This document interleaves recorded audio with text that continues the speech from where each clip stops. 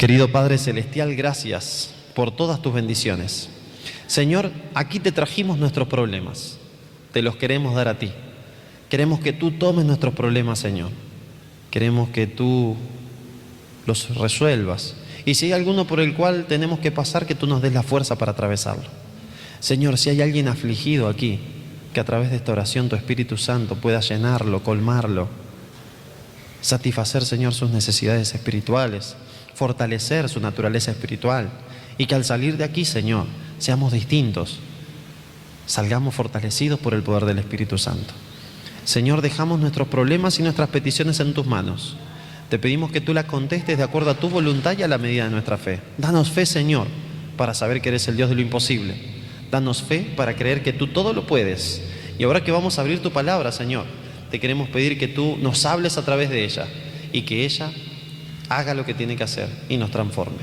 En el nombre de Jesús, amén, amén, Señor.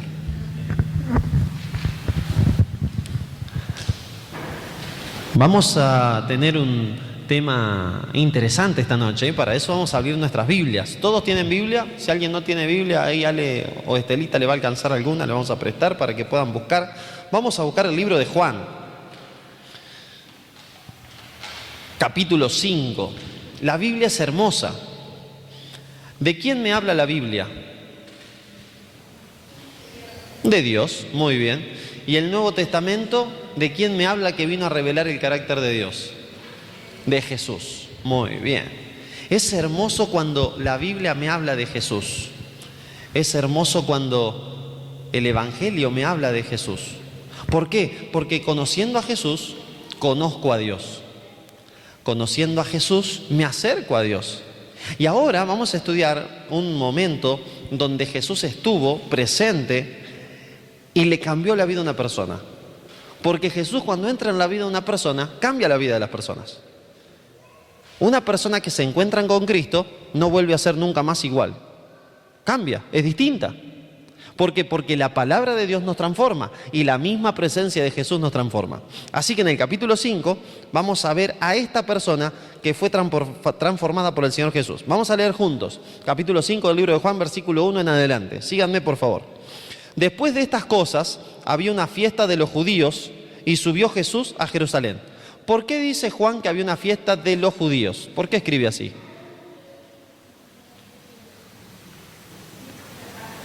Por la Pascua, muy bien, puede ser, pero pensando en el lector, ¿por qué le dice había una fiesta de los judíos?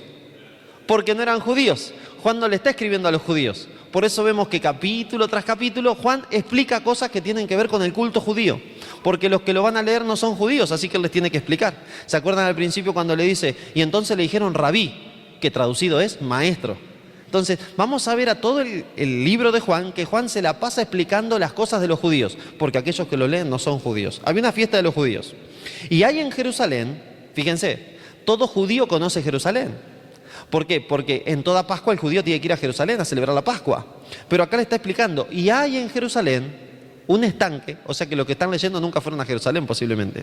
Hay en Jerusalén, cerca de las puertas de las ovejas, un estanque llamado en hebreo Betesda, el cual tiene, ¿cuántos pórticos?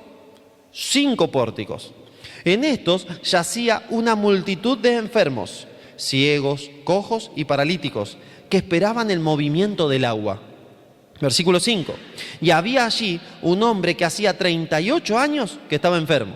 ¿Cuántos años hacía? 38 años. ¿Es poco o mucho para una enfermedad? Mucho. Hoy a la mañana estuve charlando con una persona que hace 14 años que viene padeciendo una enfermedad. 14. Y me acordaba del de 38. No le dije. Pero esta que hace 14 años, esta persona que está padeciendo una enfermedad difícil, que le impide muchas cosas, le está haciendo difícil, me imagino, este hombre que ya hacía 38 años que estaba enfermo. Dice la palabra de Dios, el versículo 6, cuando Jesús lo vio acostado y supo que llevaba ya mucho tiempo así, le dijo, ¿quieres ser sano? Señor, le respondió el enfermo, no tengo quien me meta en el estanque cuando se agita el agua, y entre tanto que yo voy, otro desciende antes que yo. Jesús le dijo, levántate, toma tu lecho y anda. Y al instante aquel hombre fue sanado y tomó su lecho y anduvo. y era de día de reposo aquel día. Entonces los judíos dijeron a aquel que había sido sanado: es día de reposo, no te es lícito llevar tu lecho. Él les respondió: el que me sanó, él mismo me dijo: toma tu lecho y anda. Entonces le preguntaron: ¿quién es el que te dijo: toma tu lecho y anda? Versículo 13. Y el que había sido sanado no sabía quién fuese, porque Jesús se había apartado de la gente que estaba en aquel lugar. Después le halló Jesús en el templo y le dijo: mira, has sido sanado, no peques más, para que no te venga alguna cosa peor.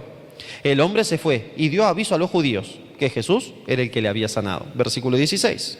Y por esta causa los judíos perseguían a Jesús y procuraban matarle. Versículo 17. Y Jesús les respondió: mi Padre hasta ahora trabaja y yo trabajo. Por esto los judíos aún más procuraban matarle, porque no solo quebrantaba la ley el día de reposo, sino que también decía que Dios era su propio Padre, haciéndose igual a Dios. Qué historia interesante. Jerusalén.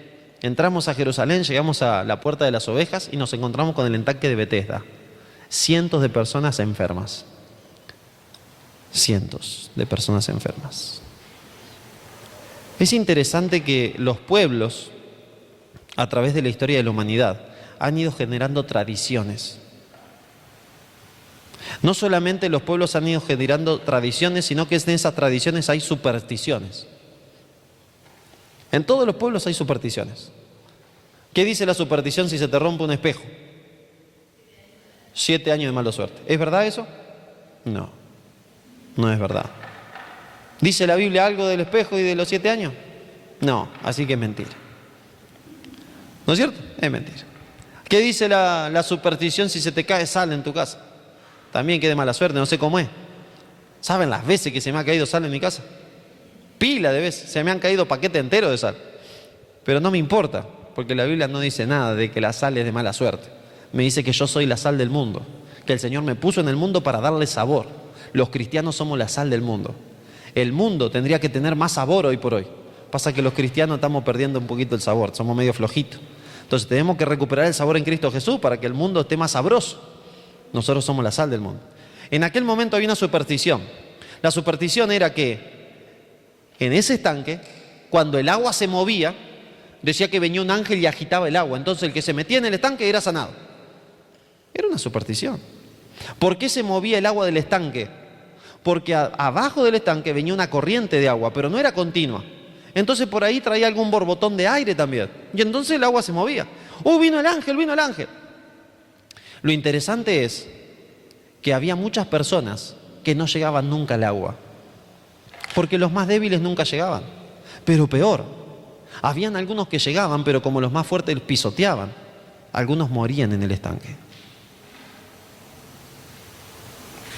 Ese estanque se parece a nuestro mundo. Nuestro mundo muchas veces es parecido a ese estanque, donde los más fuertes son los que pisotean a los más débiles. Y los más débiles a veces mueren debajo del pisotón de los más fuertes. Jesús llega a ese estanque y ve a una persona que para nadie es importante. Nadie pensaba en esa persona. Era un paralítico. No podía mover sus piernas. 38 años hacía que estaba enfermo. 38 años tirado ahí, mendigando. ¿De qué puede vivir un paralítico en la época de Jesús? De nada. De nada. De limosnas. Así que él se la pasaba dando limosnas. ¿Es fácil para un paralítico ir al baño? No. ¿Tuvieron la oportunidad de conocer a algún paralítico que vive en la calle? Yo sí. Cuando uno se acerca, por lo menos a este que yo conocí, el aroma no era demasiado agradable. Porque como se les complica, no tienen quien los ayude, muchas veces se alzan encima. Y entonces uno se aleja y la gente se aleja de esas personas. Este estaba ahí, 38 años paralítico, con olor a pis seguramente, con olor a mugre. Nadie se le acercaba. Pero viene Jesús y se le acerca. Es interesante que en esta historia vamos a encontrar condiciones para que Dios pueda hacer un cambio en tu vida y en mi vida. ¿A cuántos de ustedes les gustaría que Dios haga algún cambio en su vida? ¿Puedo ver las manos? ¿Necesitan cambios? Amén. Bienvenidos, yo también. ¿Hay condiciones para que Dios haga un cambio en tu vida o en mi vida? ¿Qué hay? Condiciones.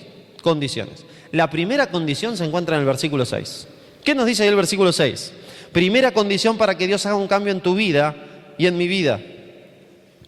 Cuando Jesús lo vio acostado y supo que llevaba ya mucho tiempo así, le dijo: ¿quieres ser sano? La primera condición es darle derecho a Jesús para que Él haga un cambio en tu vida.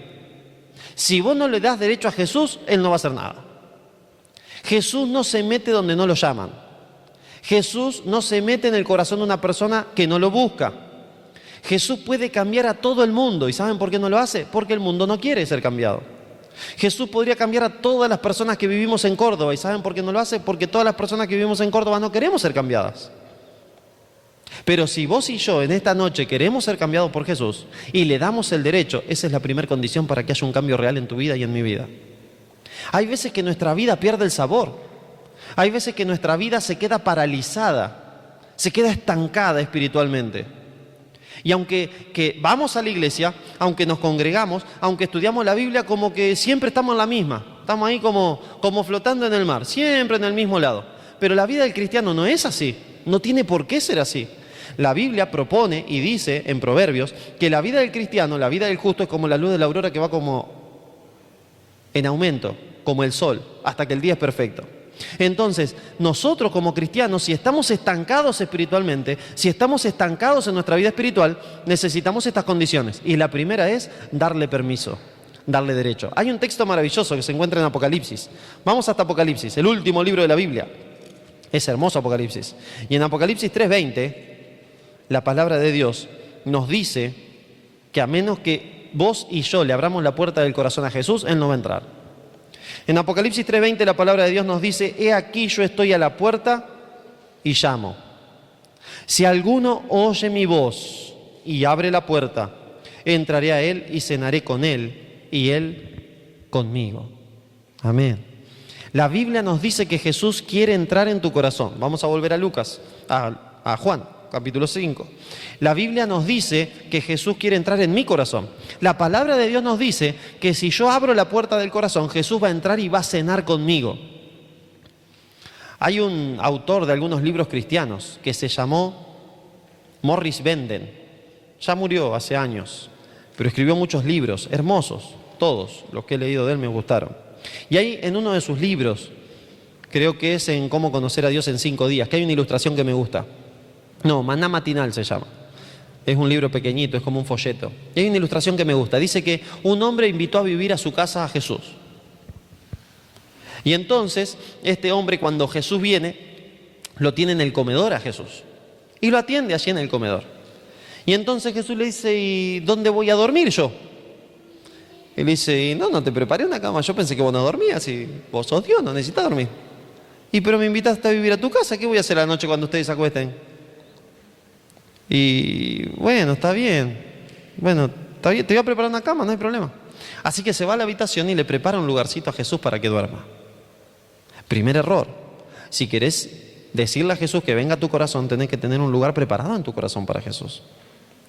Jesús, cuando entra al living y él está preparando la cama, se pone a mirar el living y empieza a ver las cosas que hay en el living. Y ve un cuadro, pero ese cuadro no le gusta a Jesús, lo ofende. Así que cuando viene el dueño de casa le dice: ¿te puedo decir algo? ¿Puedo ser sincero con vos? Claro, Jesús, por favor, yo te amo y gracias por venir a vivir a mi casa, decime todo lo que vos quieras. Vos sabés que ese cuadro como que no me gusta. ¿Qué le dice? Que el cuadro ese no me gusta. Ah, sí, ese me lo regaló mi mamá hace mucho tiempo. Sí, pero me ofende. ¿Y qué querés que haga? Que lo tires. Bueno, está bien, le dice el tipo. Así que agarra, descuelga el cuadro, se va y vuelve. Y entonces Jesús se pone a charlar y le dice: vos sabés que estoy un poquito cansado, ¿me podría ir a acostar un ratito? Sí, ¿cómo no? Anda, acostate, señor. Así que Jesús está ahí acostado en el lugarcito que le preparó. Y por ahí el hombre viene y le dice: ¿necesitas algo, señor? No, está bien, yo cuando necesite voy. No, tranquilo, yo te traigo, vos tranquilo. Así que se va a la cocina, le hace un juguito y le dice: toma, acá te trajo un juguito. Dice: ¿vos vas a querer comer, Jesús? Sí, bueno, yo te voy a traer la comida acá. Vos sos mi invitado especial, así que yo te voy a traer la comida acá. La cuestión es que el hombre lo empezó a confinar al lugarcito ese que le había preparado. Hacía de todo para que Jesús no vaya a la cocina, para que Jesús no vaya al baño, para que Jesús no vaya al patio.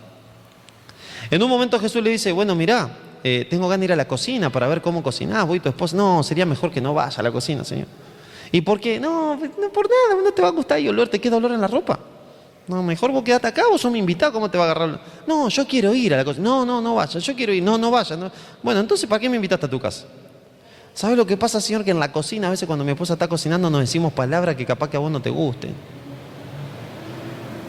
Y pero sería mejor no decir esas palabras, le dice Jesús. Y es que nosotros estamos acostumbrados. Y sería mejor desacostumbrarse. Es que nos gustan. Y sería mejor que no te empiecen a gustar más. Bueno, está bien, te vamos a dejar ir a la cocina. En un momento le dice, che, ¿y no me dejas pasar a conocer tu dormitorio? Y no, ahí no entra nadie, es sagrado. Eso es para el matrimonio nomás. Y pero yo soy parte de tu matrimonio, ¿no decís que yo soy parte de tu vida? Déjame entrar al dormitorio. No, en el dormitorio no. Bueno, entonces, no me invitaste a vivir en toda tu casa, me invitaste a vivir en el cuartito que me preparaste. Y así sigue la ilustración. ¿En qué parte de tu vida no lo invitaste todavía a Jesús? ¿En qué parte de tu vida todavía Jesús le dice, no, acá no te metas porque tenés miedo de que Él te pida que cambies eso también? Jesús quiere vivir en toda nuestra vida, no en partes. Si hay algo que tu vida todavía no tiene completo, ponete a preguntar, ¿es culpa de Jesús o es culpa mía de que yo no le doy esa parte a Jesús todavía? Porque Jesús quiere que nosotros nos demos completos a Él. Primer condición, darle el derecho para que me cambie. Vamos a la segunda. Vamos al libro de Juan nuevamente, versículo 8. En el versículo 8 dice que Jesús le dijo, levántate, toma tu lecho y anda. Versículo 9. Y al instante aquel hombre fue sanado y tomó el lecho y anduvo, y era día de reposo aquel día. Hay una parte que nosotros tenemos que hacer. Siempre. Siempre. Hay una parte que nosotros tenemos que hacer. ¿Cuál es la parte que nosotros tenemos que hacer? Bueno, depende. En la vida del paralítico que está acá presente, la parte que tiene que hacer el paralítico es creerle a Jesús. Tener fe. Y que esa fe lo motive a realizar una acción. Estás paralítico durante 38 años. Viene un tipo que vos no sabés ni quién es. Se te para enfrente porque él no sabía quién era. Cuando le preguntan, ¿quién te sanó? Yo qué sé quién me sanó, porque se fue, se me disparó, yo no lo alcancé a ver. No sabe nada el tipo este. No sabía quién lo había sanado. No sabía que era Jesús, no conocía al Mesías, no sabía. La cuestión es que viene un tipo, se le para delante al paralítico, él no conoce a este hombre, y entonces le dice, ¿querés que te sane? ¿Querés ser sano? Pero no tengo nadie que me lleve al agua, y cuando el agua se agita, yo me quedo acá, no hay nadie que me lleve al agua. Jesús le dice, levántate, toma tu camilla y ándate a tu casa. ¿Y qué tiene que hacer él? Tener fe. Tranquilo, que los chicos son así. Déjalo tranquilo, no te preocupes. A Jesús no le preocupa y a nosotros tampoco. Entonces, Jesús le pide que tenga fe.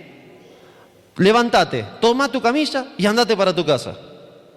El paralítico tenía todo el derecho de decirle a Jesús, pero vos estás loco, ¿qué me estás pidiendo? Yo hace 38 años que estoy paralítico. ¿No escuchaste que te dije que hace 38 años que estoy paralítico? ¿Cómo me voy a levantar si tengo las piernas que no me sirven? ¿Vos me estás tomando el pelo? ¿Le dijo eso? No. ¿Y por qué nosotros un montón de veces que Jesús nos dice algo en la Biblia nos ponemos a argumentar con Jesús? El Señor muchas veces nos muestra en la Biblia que tenemos que cambiar algún mal hábito o alguna cosa y nosotros nos ponemos a argumentar. Hoy a la tarde estuve dando estudios bíblicos a un matrimonio y hablábamos sobre lo que Dios nos pide. ¿Dios nos pide cosas en la Biblia? ¿Nos pide que hagamos cosas por Él? Sí. ¿Nos pide que seamos obedientes a Él? Sí, por amor. Juan 14:15 me dice, si me amáis, guardad mis mandamientos. Entonces Dios me pide que yo le sea obediente. Y entonces el hombre, me decía, pero si yo soy obediente puede haber consecuencias porque fíjate que la situación está difícil. Y yo le digo, no hay excusas para Dios. No hay excusas. La fe es acción. Si no, no hay fe. La fe te mueve a la acción. Si no, olvídate de que tenés fe. Sí, yo tengo mucha fe. ¿Y fuiste a hacer lo que Dios te dijo? No, porque todavía no se puede. No, eso no es fe. Eso es presunción, es flojera, es todo lo que vos le quieras decir, pero no es fe, no es presunción. La presunción es salir a hacer algo que Dios no te pidió hacer pensando que Dios te va a bendecir al hacerlo. Pero el paralítico, tiene fe. Cuando Jesús le dice, levántate, toma tu camilla y andate a tu casa, imagínate la mente del paralítico. Queriendo creer, empezando a predisponerse mentalmente para levantarse. Y en ese mismo instante, sintiendo que sus piernas empiezan a tener un leve movimiento. Imagínate la corriente que habrá pasado por todo su cuerpo, viendo la esperanza y entonces haciendo fuerza para levantarse y sentir que sus piernas se empiezan a firmar. No sé si se habrá arrodillado para levantarse, si se habrá parado de una, si se habrá sentado y después se habrá parado, no sé. La cuestión es que empieza a doblar las piernas, se empieza a parar y creo que luego va a ver a Jesús. El tipo no lo puede creer, está sano. Así que me lo imagino saltando, alabando a Dios, dando gloria a Dios. Cuando mira a Jesús ya no está. Así que obedece. El tipo que me sanó me dijo que me levante, me agarre la camilla y me vaya para mi casa. Yo me voy para mi casa. Agarra la camilla, que seguramente era una esterilla, la enrolla así, la mete bajo el brazo y se va para su casa. Condiciones. Primero, darle derecho al Señor. ¿Querés ser sana? Dame el derecho para entrar a tu vida. ¿Querés que cambie las cosas que están mal? Dame el derecho. Segundo, tener fe. Y por esa fe, hacer lo que Dios me dice que tengo que hacer. El diablo se goza en ponernos dudas en la cabeza. Hay dos tipos de dudas. Una duda es sana y otra duda es demoníaca. ¿Cuál es la duda sana? La que te lleva a investigar más la palabra de Dios. Hoy en el mismo estudio bíblico el hombre tenía como 7, 8 preguntas. Dudas sanas. Me dice, ¿y cómo es esto que la Biblia dice esto? ¿A dónde lo dice? Bueno, en tal lado, a estudiar la Biblia. Pero hay otra duda que nombra el libro de Santiago, capítulo 2, que dice que los que dudas son como las ondas del mar, que son llevados por cualquier viento de doctrina. Esa duda lo que hace es socavar nuestra fe, hace que nosotros no avancemos de acuerdo a lo que Dios nos pide, sino que avancemos adentro de lo que nuestra mente nos pide. Y eso es peligroso. Eso es peligroso. Venimos diciendo la semana pasada que Juan juega con dos términos, luz y tinieblas. Y leímos en capítulo 50 del libro de Isaías, versículos 10 y 11, que hay dos tipos de luz. Está la luz de Dios y está mi propia luz. ¿Cuál es mi propia luz? Mi propia sabiduría. Lo que yo prefiero hacer, aun cuando sé que Dios me pide que haga otra cosa. Esa es mi propia luz. Y en Isaías, capítulo 50, versículo 11, Dios nos dice, si vos querés andar a tu luz, anda a tu luz, pero sabe esto, de mi mano te vendrá esto, en dolor seréis sepultados. O sea, te vas a morir para siempre. Pero si yo sigo la luz de Dios, voy a vivir para siempre. Si yo obedezco a Dios, voy a ver milagros y maravillas en mi vida, porque eso es la vida de un cristiano, ver los milagros de Dios rodeándolo y transformando no solamente la vida de una persona, sino la vida de su familia. Imagínense la familia del paralítico, el ex paralítico, cuando llegó a su casa. Imagínate la vida de esta persona y la de su esposa, si es que tenía, o la de sus padres, al verlo caminar. No lo habrán podido creer. ¿Y qué pasó? Cuando llega, no sabe qué es, él va a agradecer a Dios, así que se va a la sinagoga, se encuentra con Jesús, lo ve, y va y le dice, ¿cómo te llamas vos? Gracias por sanarme. Bueno, yo soy Jesús. Ah, y se va de chusma y le cuenta a los judíos, che, ustedes me preguntaron quién me sanó Jesús, aquel que está allá. Imagínense cuando fue a la familia, che, ¿quién te sanó? ¿Qué pasó? Jesús me sanó. ¿Que quién? Jesús. ¿Y quién es ese? No sé, pero dicen que es un profeta, o que capaz que es el Mesías. Cuando el Señor hace cosas en nuestra vida, las hace para que otros que están fuera, para que otros que no lo conocen, lo puedan llegar a conocer. Pero cuando Dios hace algo en tu vida y en mi vida, lo hace porque se dieron dos condiciones, mínimamente. La primera es que le diste derecho de actuar en tu vida. Y la segunda es que tuviste fe. Y esa fe te llevó a hacer lo que Dios te pidió que hagas. Hay veces que Dios te va a pedir cosas difíciles. No siempre pide cosas fáciles Dios. A veces pide cosas difíciles. En el Antiguo Testamento, en el libro de Génesis, vemos a un hombre, Abraham, que Dios le pidió que mate a su propio hijo. ¿Fácil o difícil? Difícil. ¿Lo hizo? Lo hizo. Se fue al monte Moria, llevó el fuego, llevó la leña, llevó a Isaac, lo ató y cuando le iba a clavar el cuchillo, dice que el ángel de Jehová le dijo, no, Abraham, no extiendas tu mano sobre el muchacho, porque hemos visto que en tu corazón tú te propusiste matarlo. Y dice que al lado encontró enredado un cordero. Y en vez de sacrificar a Isaac, sacrificó al cordero. ¿Fácil o difícil? ¡Difícil! En Daniel capítulo 3 vemos la historia de Sadrac, Mesac y Abednego. 3 jóvenes hebreos que estaban viviendo en Babilonia. Nabucodonosor hace una estatua gigante Dios nos dice en el segundo mandamiento: no te harás imagen ni ninguna semejanza de lo que hay arriba en el cielo ni abajo en la tierra, no te postrarás a ellas ni te inclinarás, porque yo soy Dios celoso y fuerte, que visito la maldad de los padres sobre los hijos hasta la tercera y cuarta generación, pero hago misericordia a millares de los que guardan mis mandamientos. Estos muchachos sabían que a Dios no le gustaba que adoren imágenes. Entonces, cuando el rey Nabucodonosor, capítulo 3 de Daniel, levanta esa estatua de 30 metros de altura y le dice a todos que se postren, ellos se quedan parados. Van algunos y le dicen al rey Nabucodonosor que estos no están adorando la estatua. Así que el rey Nabucodonosor les dice: miren, muchachos, como los quiero, les voy a dar una oportunidad más. Si se postran, está bien. Y si no se postran, los tiro a un horno de fuego y los quemo vivos. Y entonces ellos le contestan: mirá, oh rey, nuestro Dios nos pide que no adoremos imágenes. Y es muy poderoso. Él más nos puede librar del horno de fuego ardiente. Y aunque se le ocurra no librarnos, aún así no vamos a adorar tu estatua, rey. ¿Fácil o difícil lo que le pide Dios? Difícil. El rey Nabucodonosor se aira, se enoja, dice que se le demudó el rostro, se puso furioso. Dice: calienten 7 veces más el horno. En números proféticos, el libro de Daniel es profético. Los números en los libros proféticos tienen mucha importancia y el número 7 significa plenitud. ¿Qué significa que lo calentaron 7 veces más? Lo calentaron hasta todo lo que se podía. ¿A cuánto le gustan las profecías bíblicas? Del 25 al 28 tenemos todo un seminario de profecías bíblicas. Ahí vamos a hablar sobre profecías de Daniel, sobre profecías de Apocalipsis, vamos a hablar si se puede consultar a los muertos, vamos a hablar sobre el poder de los brujos, vamos a hablar sobre el espiritismo, va a estar buenísimo. ¿Quieren que les cuente un poquito más de qué se trata? No, mejor no, vengan ahí y ahí les cuento todo. Entonces, cuando Daniel no estaba ahí, o estaba en Susa, no se sabe dónde estaba, Sadrac, Mesach y Abednego están sufriendo, el rey Nabucodonosor hace calentar plenitud el horno y los tira adentro. ¿Y qué hizo Dios? Lo salvó. ¿Qué hizo Dios? Lo salvó. Pero eso se la tuvieron que bancar. Tuvieron que hablar con el rey. Tuvieron que mantener separados. Tuvieron que dejarse atar. Y tuvieron que ser tirados. ¿Ellos sabían que Dios lo iba a salvar? No. ¿Pero avanzaron por fe? Avanzaron por fe. Déjame decirte que si Dios te muestra algo en su palabra y vos no avanzás por fe, no esperes ver milagros en tu vida y no esperes ver la salvación tampoco. Ni la tuya ni la de tu familia. Cuando uno retrocede por Dios, dice Jesús: quien es conmigo, está conmigo, pero el que no es conmigo, contra mí es. O sea, yo no puedo estar en un término medio. ¿Estoy con Jesús o no estoy con Jesús? No hay término medio. Y si estoy con Jesús, hago las cosas que a Jesús le agradan. Por eso, el tercer punto de esta noche y último, se encuentra ahí en el capítulo 5 de Juan, en el versículo 9. Y al instante aquel hombre fue sanado y tomó su lecho y anduvo. Al instante quedó librado de su enfermedad.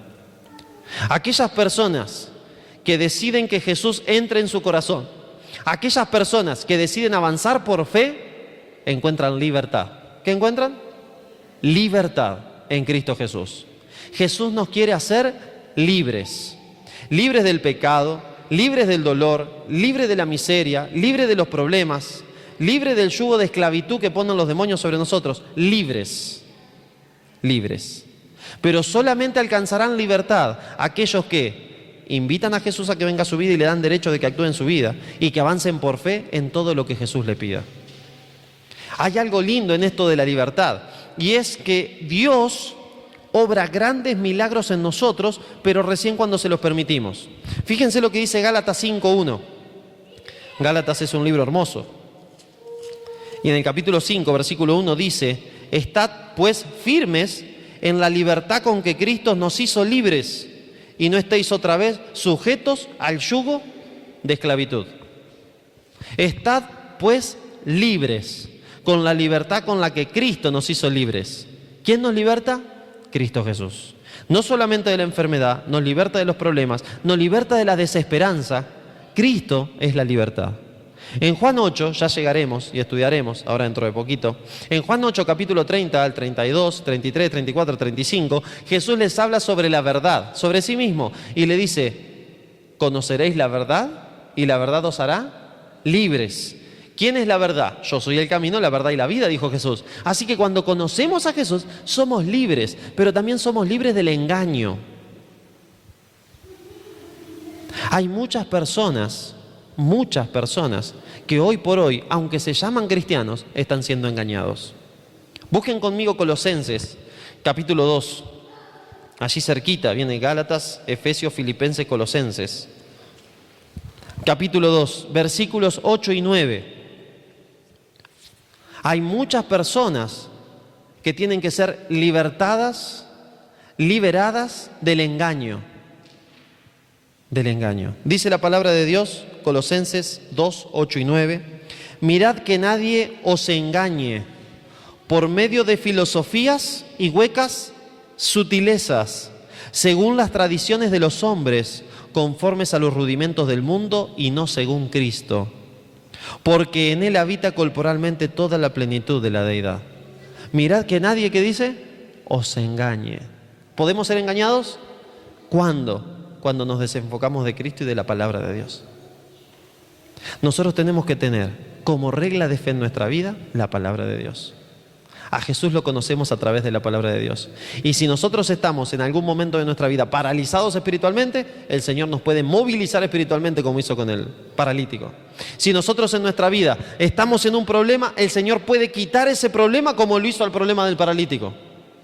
Pero depende de dos condiciones. La primera condición es darle derecho al Señor. Y la segunda es tener fe. Y que esa fe me mueva a hacer lo que Jesús me dice que tengo que hacer. Cueste lo que cueste y caiga quien caiga. Por eso, mis hermanos, en esta noche me gustaría cerrar con una oración. Y en esa oración, pedirle al Señor que nos ayude a que nosotros le podamos dar derecho en nuestra vida. ¿Cuánto de ustedes le gustaría decirle al Señor, Señor, te quiero dar derecho en mi vida para que tú actúes? Amén. Amén. ¿A cuánto de ustedes le gustaría decirle al Señor, aparte de te quiero dar derecho en mi vida, Señor, te quiero dar derecho, pero también te quiero pedir que me ayudes a tener fe? Para que todo lo que me muestre tu palabra que yo tenga que hacer, yo lo pueda hacer por fe, confiando que tú harás el resto. No sé cómo lo vas a resolver, pero yo quiero avanzar por fe. ¿Hay alguno que le quisiera decir eso al Señor? Amén. Amén. Entonces lo que vamos a hacer es, vamos a terminar con un canto. Vamos a cantar una alabanza, juntos de pie. Y después de eso vamos a hacer esa oración. Y vamos a cerrar. Mañana vamos a estudiar el capítulo 7 del libro de San Juan. Así que todos aquellos que puedan, léanlo mañana, así se vienen con el capítulo 7 ya en la mente, capítulo 7 del libro de Juan. Pasado mañana vamos a estudiar el capítulo 8, el capítulo 8 es maravilloso. Así que vamos a cantar. Juan, por favor, vamos a poner el himno número 30, tu santo nombre. Y cuando cantemos alabando el nombre de Dios y pensando quién es Dios, pensemos que ese Dios es el que nos quiere dar libertad.